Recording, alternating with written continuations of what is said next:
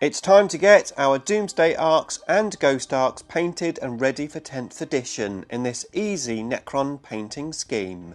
And it's coming right up. Necrons!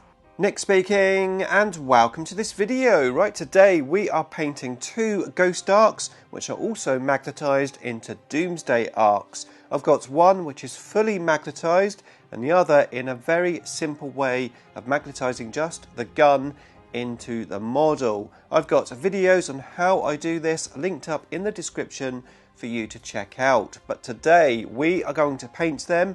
We're going to paint them as easily and quick as we can. To be fair, I'm just matching these miniatures into my very old painting scheme which I did many years ago. It's really simple and really easy to do. Now I know a lot of people have struggled to paint Ghost Arcs.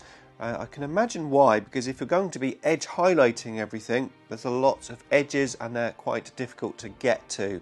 However, the way I paint these, it's very easy. We're going to use Iron Breaker as our first colour. We're not going to add water to this paint. We don't want a watery paint when dry brushing. And then we're going to put some paint on the brush. We're going to take the paint off of the brush by brushing the paintbrush onto a cloth and a tissue. Just get rid of as much of the paint as you can so that when you dry brush over the model, the least amount of paint comes off. Now of course we primed our miniature in black first, and the idea is as we dry brush over this miniature we're going to leave that black in the recesses. Also, because we're dry brushing rather than just painting straight onto the miniature, we're going to make the metal look quite worn. Now, of course, the more dry brushing coats that you do, the less worn the miniature is going to look. I'm going to be doing two coats. This first one with Iron Breaker, I'm going to paint pretty much all over the vehicle, with the exception of some areas that I want to leave black. I will swap to a smaller dry brush when it comes to some of the smaller pieces. So for example, on my guns where I want to brush this silver paint on the wires, I'm going to use a smaller paintbrush. Some of the pieces I will dry brush first with a big dry brush, and then go in with a small one just to get into some of the little gaps. Now for reference, I am painting the driver on this model unassembled and some of the pieces which go around the driver. I'm going to paint it and then glue it in afterwards. It's just a little bit easier. Okay, so once you've done that over everything that you want silver, you then do it all again. However, this time with Leadbelcher, I'm going to use again a big brush. I'm going to go over the work that we've already done. Dry brushing the second coat will enhance the silver colour, but it would also leave me with this almost mottled, worn look, which I really like for my Necrons. Now the only exception with this second coat is the swap out of colour to Runefang Still on the actual warriors and the driver itself.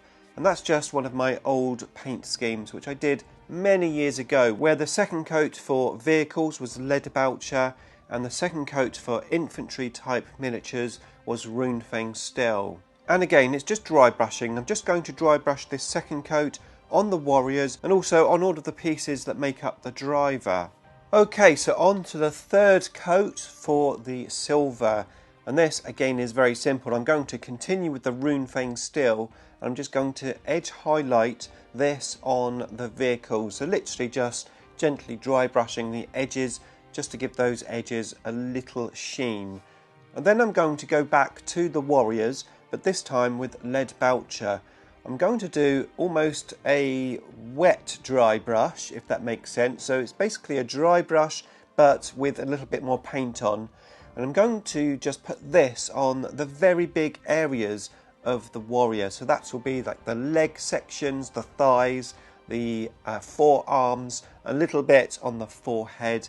And what I find this does, it just gives those warriors that extra dimension of metal rather than just being like a really bright silver. Okay, so the next colour is Gehenna's Gold, or just a gold colour. In this case, with this paint, it's quite a red gold, so make sure you give it a good shake and a stir before you start using it. Now normally I would actually paint green before the gold, but with this particular model you've got the green orb on top of a Necron symbol, which I'm going to paint gold, so it makes sense to paint the gold first. I'm just going to go over the symbol with this colour. I'm going to do 2 coats just to build the colour up. I'm also going to use this on one of the big Necron symbols at the front of the vehicle and some of the display buttons for the driver. And don't forget to do the front of this miniature as well, because there's a symbol on that front section. Now there are 2 Necron symbols on the front of the back section. However, once it's all built, and especially when you have the front spines onto that piece, well, those symbols are really covered, you can hardly see them. So I just left mine silver, I didn't bother painting them. Okay, so let's talk about the Gauss flayers. Now I'm actually painting 20 here because I'm doing 2 Ghost Arcs. And I can tell you that out of the whole model, this is the hardest thing to paint, or at least it's the most time consuming, especially in the paint scheme that I use. You don't have to follow this, paint them however you want, but this is how I do it.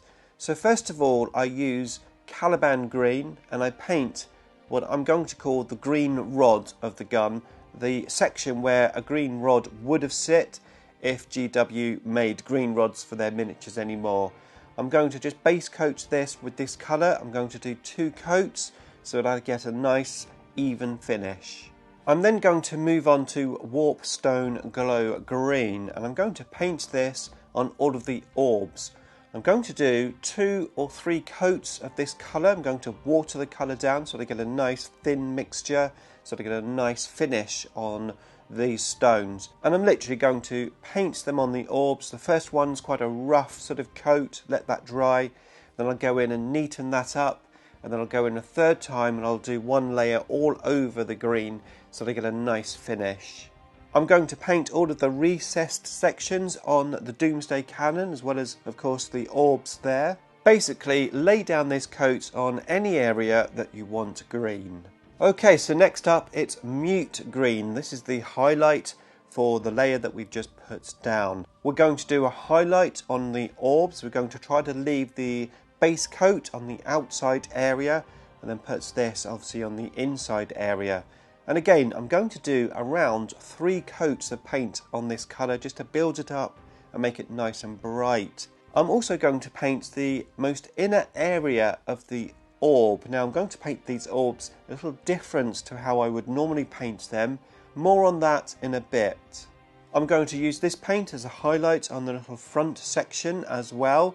Again, making sure I use that original base coat colour in the recesses. And I'm going to paint the little symbols on the warrior chest plates and of course the eyes. Now one little tip here when painting the eyes is to flip the miniature. So if you were right-handed, you'd paint the left eye first and then you'd flip the miniature and paint the right eye. So you're painting it from the same side. Painting them without flipping them can be much more difficult. I'm then going to paint the Doomsday cannon. I'm going to paint the raised areas in the recesses with this colour. I'm going to try to make it as neat as I can, and it's going to look really cool when finished. I'm also going to paint the little energy section at the back of this Doomsday cannon. Now sometimes I would dry brush these areas, but this one is quite big, so we can actually get in with our small paintbrush and just paint a line on each of those raised areas. Okay, so back to these orbs. Now, what I would normally do is just paint the mute green all over the orb, just leaving the warpstone glow in the recess. That's what I've been doing the last few years. However, I painted my original Ghost Arcs 10 years ago and I was experimenting with wet blending. And I want these models to match in to my old Ghost Arcs, so I'm going to wet blend them. So I've got both of those colours on my wet palette and I've added a reasonable amount of water with them. They're quite watery. I'm going to lay down the base coat colour where I want that, and then I'm going to use the lighter green on the lighter areas, and I'm literally going to just blend them together. Now, it's fair to say that this is a skill that can take some time to get good at.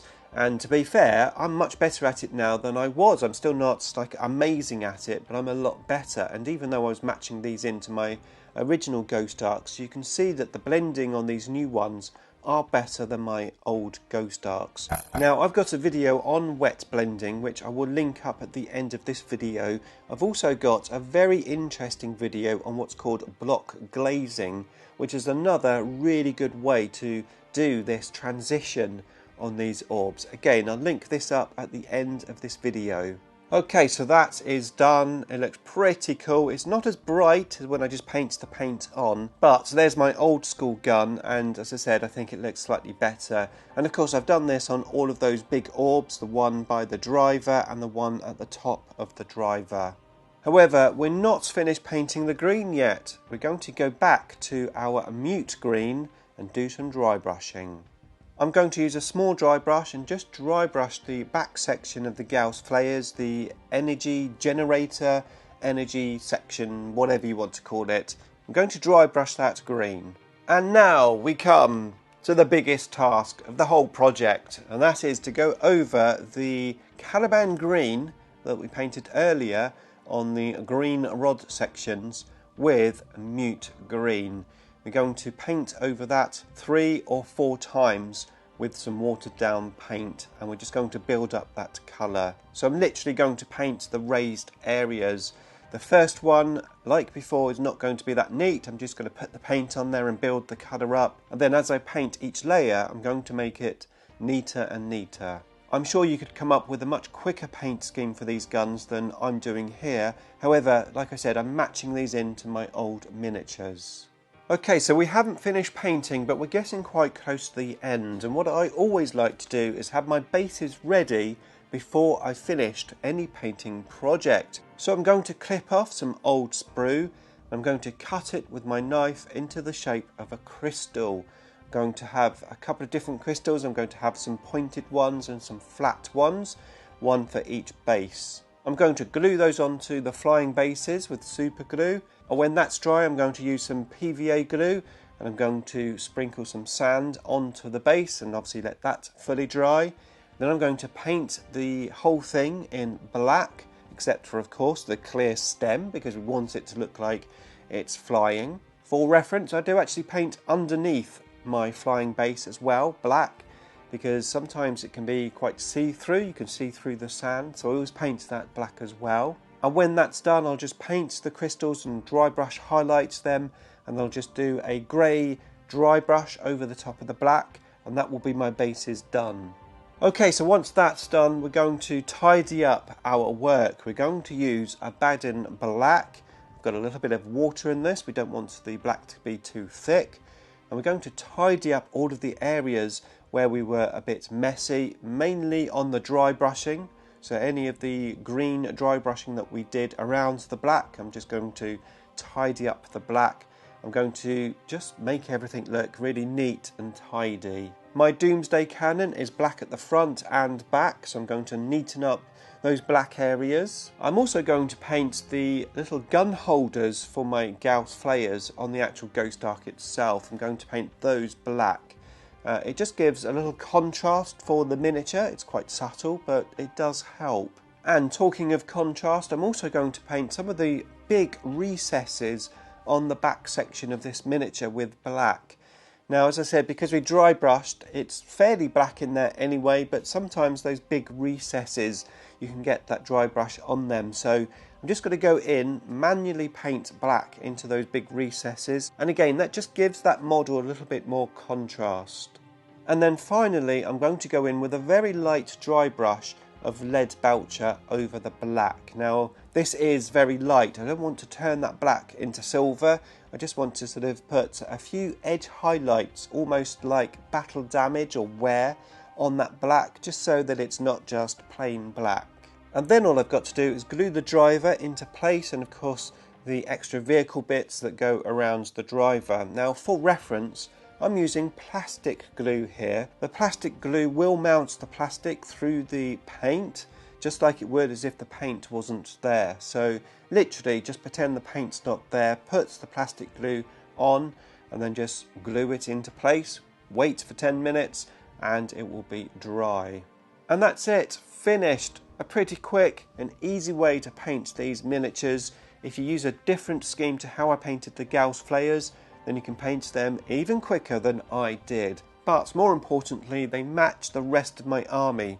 When I'm playing games, my army looks consistently painted, and that's very important. You don't want units to stand out because they're painted totally different from another unit. Well, at least I don't. But what do you think? Let me know in the comments box below. Let me know if this painting tutorial was useful, and if you want to see the tutorials onto how to wet blend and also how to block glaze, then there they are for you. And here's a playlist featuring all of my other Necron painting tutorials.